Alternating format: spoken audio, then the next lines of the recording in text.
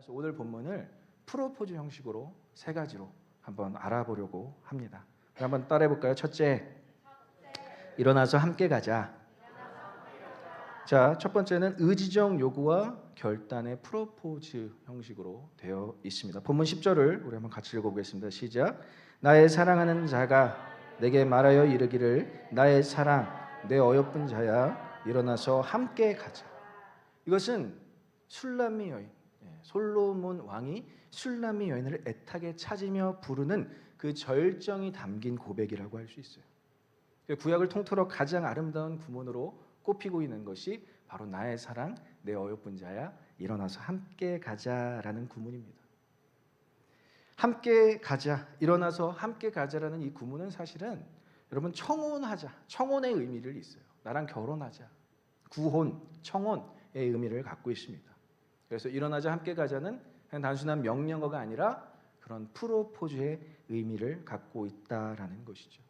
그래서 쿰, 일어나라는 단어 속에는 청혼과 함께 끝나는 것이 아니라 계속 그 청혼과 함께 동행하는 결혼의 모습을 발전하는 형태로 보여주고 있는 것이 바로 일어나서 함께 가자라는 두 문장일 수 있습니다. 젊은 부부들을 이렇게 사역하다 보면 이 프로포즈가 이야기가 참 즐겁습니다. 어떻게 프로포즈를 했는지. 정말 우리 형제들이 센스가 없기로 유명한데 열심히 프로포즈를 준비하기를 정말 많이 애썼어요. 제가 봐도 참 최선을 다했던 모습들을 나누는데 제가 배꼽을 잡을 때도 있고 너무 재밌어서 제가 그 이야기들이 다 생각이 납니다. 저 역시도 20대 때 결혼을 했는데 저희 프로포즈를 굉장히 과하게 했던 것이 기억이 납니다. 그때 당시는 세상이 다 저의 것 같았습니다.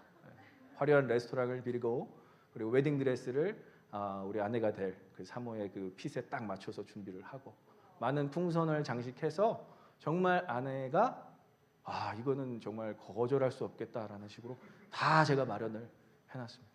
역시나 다를까 그 레스토랑에 들어가자마자 눈이 바뀌고 마음이 열리고 제가 무슨 말을 해도 다 받아줄 것 같은 그 찰나에 제가 하지 말아야 될 세레나데를 준비를 했습니다. 제 목소리가 굉장히 저음이거든요.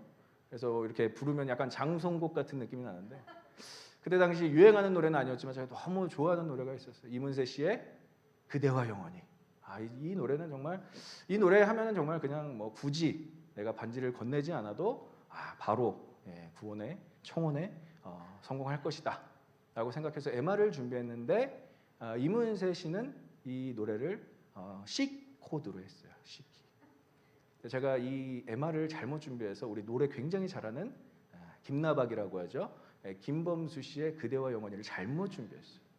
그래서 그 키가 E 플랫이었습니다. 제가 처음에는 잘 나가다가 이제 끝에서 계속 삑사리가 나는 거예요. 한 음절마다 삑사리가 나서 저희 아내는 굉장히 실망을 하고 그곳에 한 10명이 넘는 직원들이 있었는데 웃음을 참지 못하고 우리 굉장히 안타까워하는데 그렇게 안타까운 현장은 아니었지만 그래도 우여곡절 끝에 프로포즈를 성공하고 그래도 결혼하게 되어서 하나님께 너무나 감사할 뿐입니다. 이렇게 허세로 시작했던 프로포즈가 그래도 지금은 가정을 이루고 또 하나님께서 귀한 자녀도 허락해 주셨는데 이러한 어떤 과정, 우리가 힘이 들어가 있는 상태에서 누군가에게 고백을 할 때와 조금 성숙한 상태에서 고백을 할 때는 틀리다라는 것이죠. 근데 하나님의 고백 방법은 어떨까요? 하나님의 고백 방법은 완벽하십니다. 하나님의 프로포즈는 완벽하세요. 왜 우리가 그렇게 이야기할 수 있느냐? 우리는 하나님의 전적인 은혜로 구원받은 줄 믿습니다. 그래서 우리는 하나님의 프로포즈가 완벽하다라고 할 수 있어요. 하나님은 계속 인간을 찾아가셨어요. 아브라함에게도 찾아가셔서 일어나라. 창세기에서 아브라함을 처음 부르실 때 일어나라는 단어가 나옵니다. 동일하게. 출애굽기에서도 모세를 찾아가셨을 때 일어나라는 이야기가 나와요. 여호수아, 이사야, 우리가 지난주에까지 봤던 요나서에까지 일어나라 라고 찾아오시는 하나님이신데 그 명령만 하시고 끝나는 것이 아니라 I'm going to be with you. 내가 너와 함께 하겠다라는 약속까지 주시는 분이십니다.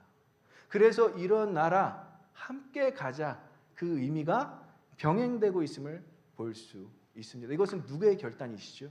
누구의 요구이기도 하지만 누구의 결단이시죠? 바로 하나님의 요구와 하나님의 결단이 다 포함되어 있는 프로포즈라는 것입니다.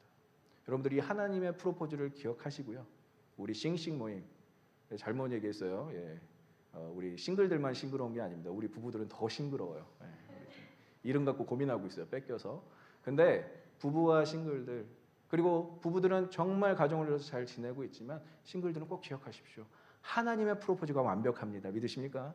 그래서 그분이 우리를 참고 기다리신 그 사랑으로 인해서 우리를 어떻게 구원하셨는지 성경에서 발견한다면 완벽한 프로포즈를 해낼 수 있을 거예요. 자, 그래서 또 일어나서 함께 가자라는 프로포즈는 어떠한 프로포즈냐? 둘째, 한번 따라해 보겠습니다. 새로운 시작을 위한 프로포즈.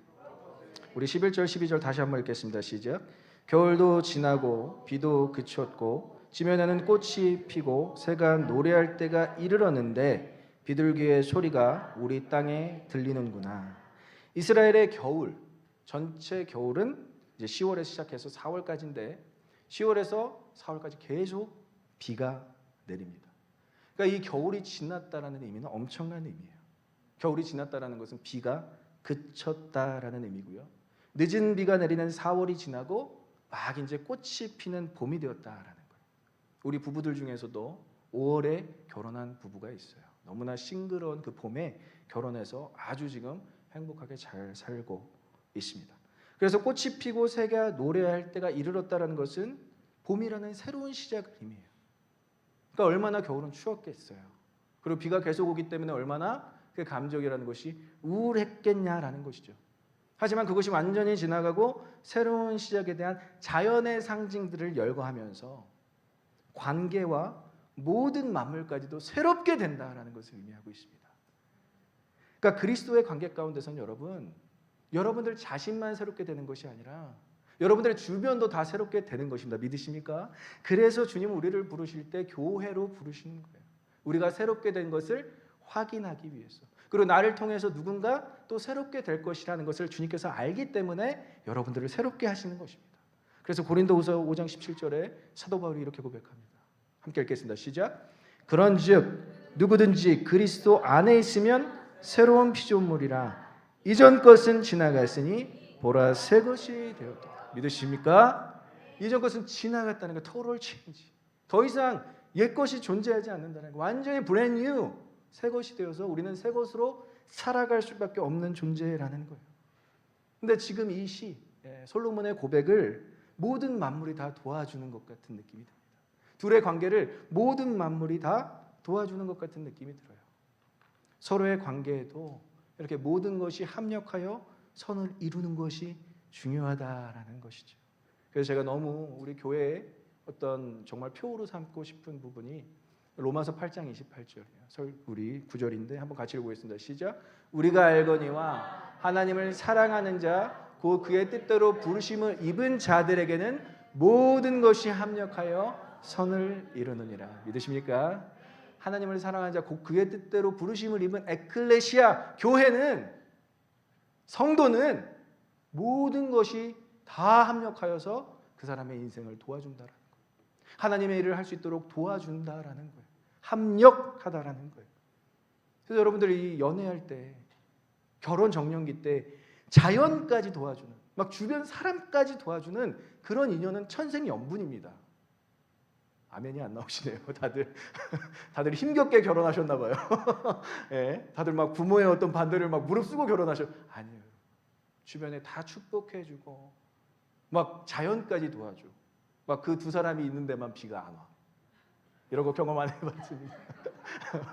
두 사람이 막 데이트하는 곳만 막 바람이 안 불어. 저만 경험했나요? 다들 그런 경험이 없으신가 봐요. 이런 타이밍이 너무나 중요하고 자연과 그 관계가 다 중요하다는 거예요. 그래서 여러분 연애할 때 주변 관계를 놓치지 마세요. 그 사람들이 여러분들을 축복해 줄 수 있는 분들이에요. 여러분들을 위해서 기도해 줄 수 있는 분들이에요. 그것이 바로 울타리라고 할 수 있어요. 여러분들의 관계를 지키는 울타리. 그런데 이것이 우리의 사람의 관계에만 해당되는 것이 아니라 하나님도 사람을 만나주실 때 완벽한 타이밍에 만나주시는 분이시라는 겁니다. 믿으십니까?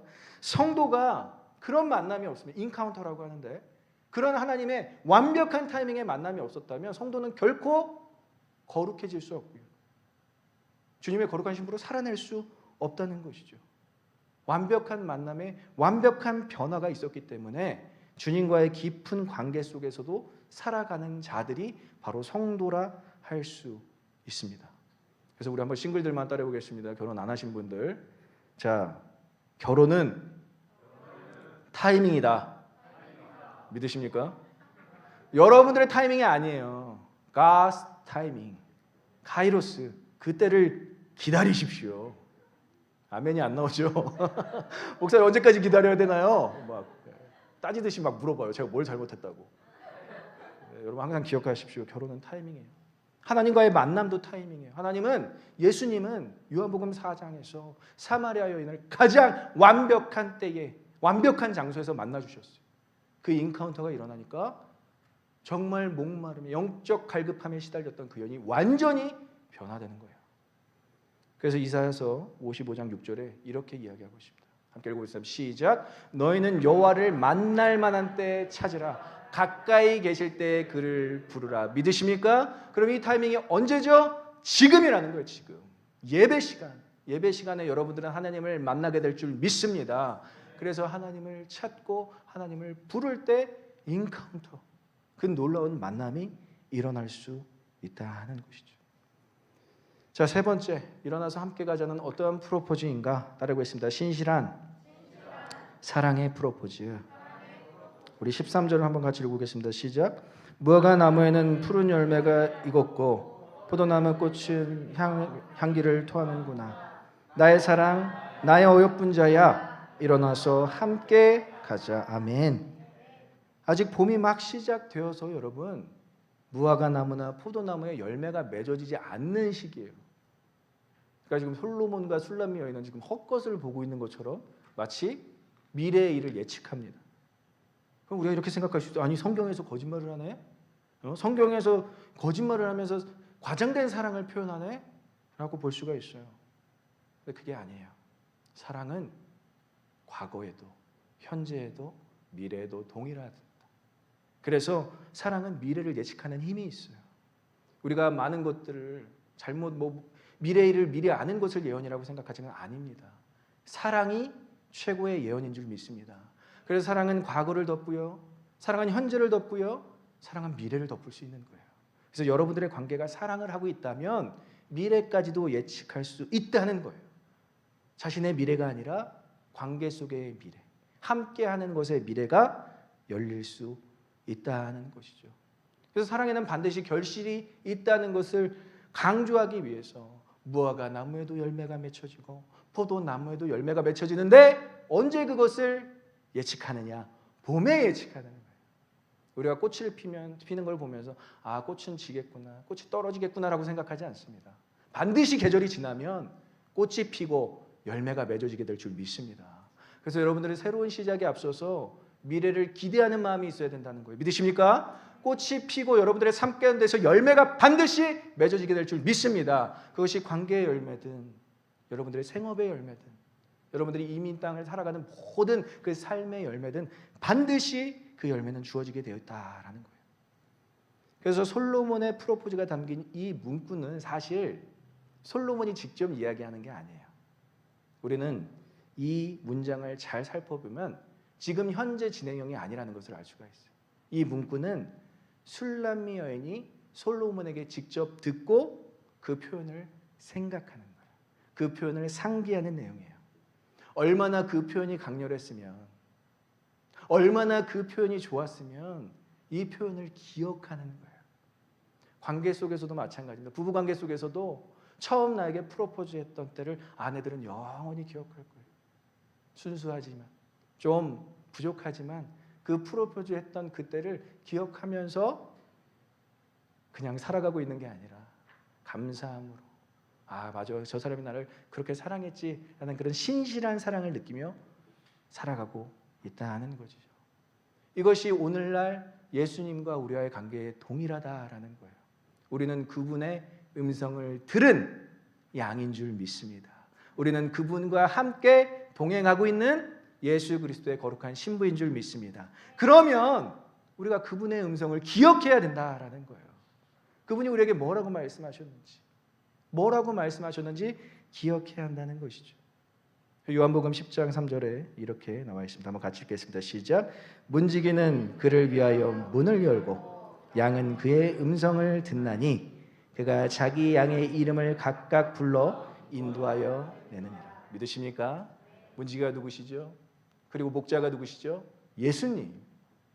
예수님이 천국 문을 활짝 열고 그분의 음성으로 우리를 인도하시고 한 명 한 명을 불러서 어디까지 인도하신다고요? 영원한 하나님의 나라까지 인도하신다라는 것이 바로 요한복음 10장 3절의 말씀입니다. 그래서 오늘 구문은 일어나서 함께 가자라는 이 구문은 반복해서 등장하고 있어요. 성경에서 반복되는 문장이나 단어는 굉장히 중요합니다.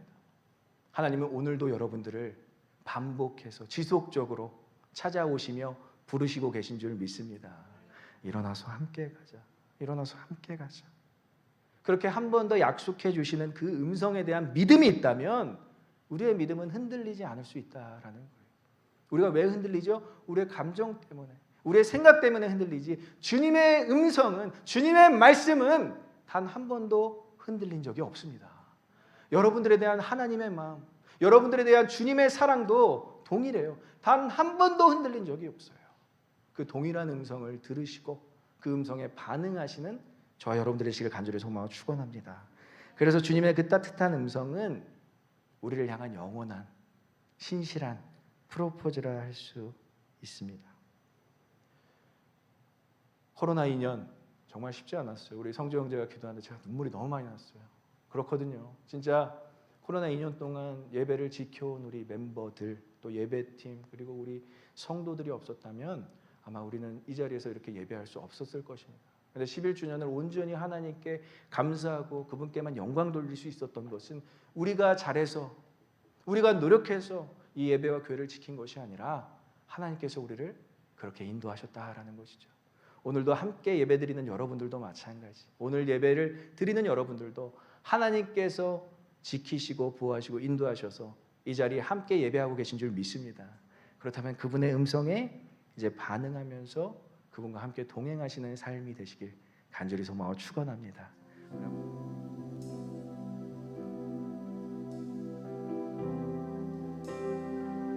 오늘 우리에게 찾아오셔서 하나님께서 말씀하십니다. 나의 사랑, 나의 어여쁜 자야. 나의 사랑, 너는 어여쁘고 참 귀하다. 어느 보석보다 귀하다. 내가 사랑스럽지 않을 때 너를 온전히 사랑하고 너와 함께하려 내가 왔노라. 주의 사랑, 주의 사랑,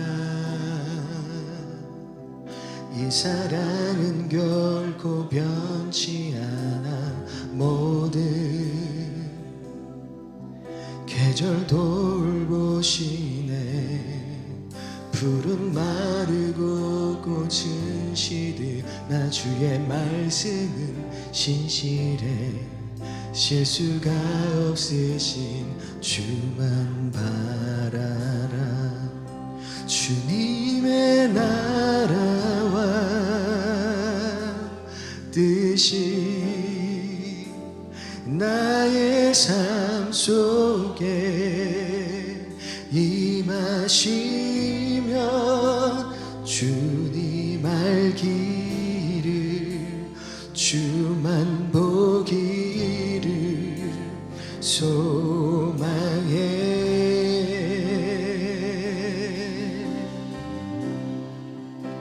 거룩히 살아갈 힘과 두려움 없는 믿음 주실 나의 하나님.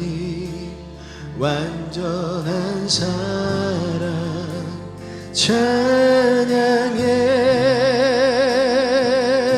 주의 사랑, 주의 사랑, 이 사랑은 결코 변치 않습니다. 봄, 여름, 가을, 겨울 모든 계절을 돌보시는 주님. 풀은 마르고 꽃은 시드나 주님의 음성 영원 실수가 없으시 주만 바라라. 주님의 나라와 뜻이 나의 삶 속에 임하시며 주님 알기를 주만 보기를 소망해.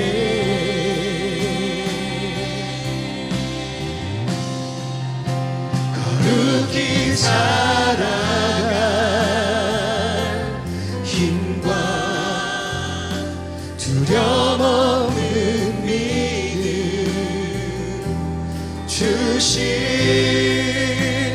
나의 하나님 완전한 사랑 찬양해.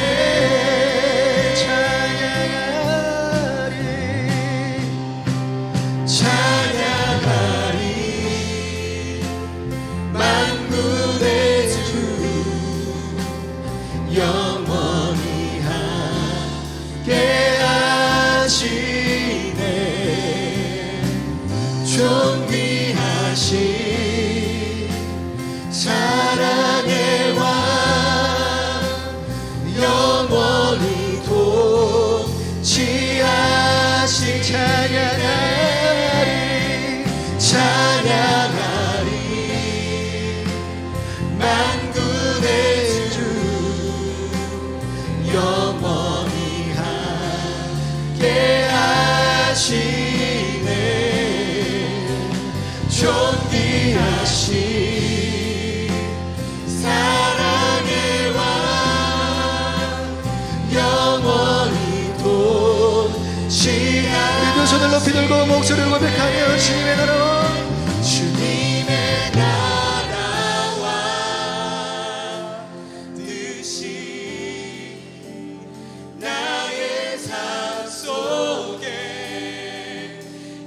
임하시며 주님 알기를 주만